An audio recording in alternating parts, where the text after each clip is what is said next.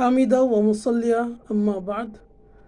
যে বিষয়ে অভিজ্ঞ এবং জ্ঞানী নয় সেই বিষয়ে কথা বলতে গেলে অবশ্যই এখানে ভুল হতে পারে এবং হয়। কোরআনের মধ্যে বলা হয়েছে ওয়ালা তাকফু মা লাইসা লাকা বিহি ইলম, অর্থাৎ যেই বিষয়ে তোমার জ্ঞান বা ইলম নাই সেই বিষয়ের পিছনে পড়ো না। আমি যদি ডাক্তার না হয়ে ডাক্তারি কোনো গভীর বিষয়ে কথা বলতে যাই তাহলে আমার ভুল হবে। আমি ইঞ্জিনিয়ার না হয়ে যদি ইঞ্জিনিয়ার বিষয়ে কোনো থিওরি দিতে যাই তাহলে অবশ্যই ভুল হবে।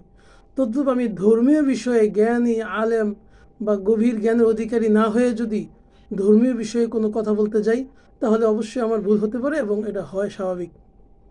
আজকে দেখলাম একজন সুশীল এবং বিজ্ঞ ব্যক্তি, সম্মানিত ব্যক্তি, দৈনিক আমার দেশ পত্রিকার সম্পাদক জনাব মাহমুদুর রহমান সাহেব, তিনি আমাদের শ্রদ্ধেয় ব্যক্তি, কিন্তু উনি ধর্মীয় বিষয়ে যখন কথা বলতে যান তার অবশ্যই ভুল হতে পারে এবং হয়। তিনি যে আজকে কথাটা বলেছেন ধর্মীয় যে বিভেদ, এই বিষয়টা নিয়ে ওনার খুব কষ্ট লাগে এবং এই বিষয়টা নিয়ে উনি খুব খ্যাত জেরেছেন। আসলে ধর্মীয় বিভেদ এটা তো রসুল আমাদেরকে জানিয়েই গেছেন 1450 বছর আগে যে ধর্মীয় বিষয়গুলো বিভেদ হবে, 73টা দল হবে, এর মধ্য থেকে সঠিক একটা দল যেটা জান্নাতপ্রাপ্ত নাজাতপ্রাপ্ত। ওনার কথাটা এভাবে বলতে পারতেন যে ধর্মীয় যে বিভেদ এর মধ্যে থেকে আপনারা সঠিকটা খুঁজে নেবেন বা সঠিকটা খুঁজতে হবে আমাদেরকে।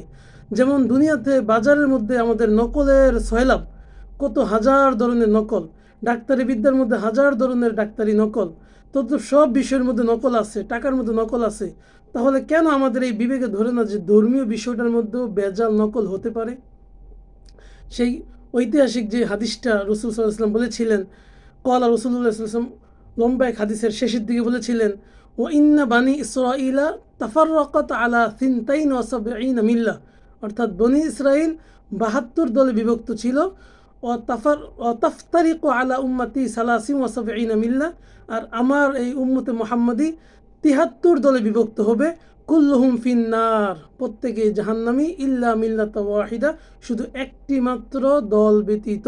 ক্বালু, সাহাবা কেরাম জিজ্ঞাসা করলেন, ওমান হিয়া ইয়া রাসূলুল্লাহ, সেই একটি দল কি, তাদের পরিচয় কি বা তাদেরকে কিভাবে চিনব? ক্বালা রাসূলুল্লাহ সাল্লাল্লাহু আলাইহি ওয়াসাল্লাম, মা আনা আলাইহি ওয়া আসহাবি, আমি এবং আমার সাহাবায়ে কেরাম যেই পথে যেই সুন্নতের অনুসারী, এই দল, এই আমার এবং আমার সাহাবা কেরামের অনুসারী যে দল, তারাই কেবলমাত্র নাজাতপ্রাপ্ত, তারাই কেবল জান্নাতি।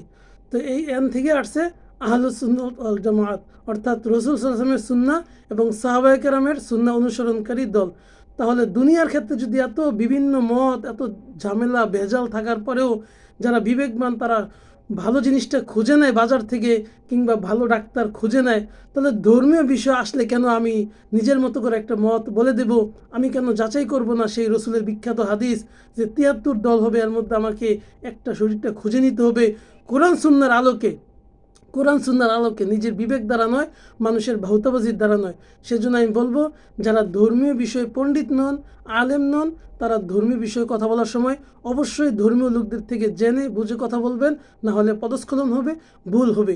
যেমন ডাক্তার না হয়ে ডাক্তারের বিষয়ে কথা বললে ভুল হয়, যেমন ইঞ্জিনিয়ার না হয়ে ইঞ্জিনিয়ার বিষয়ে কথা বললে ভুল হয়, সায়েন্সের ছাত্র সায়েন্সে লেখাপড়া না করলে সায়েন্সের থিওরি দিতে গেলে যেমন ভুল হয়, তো ধর্মীয় বিষয়টা কিন্তু এমন।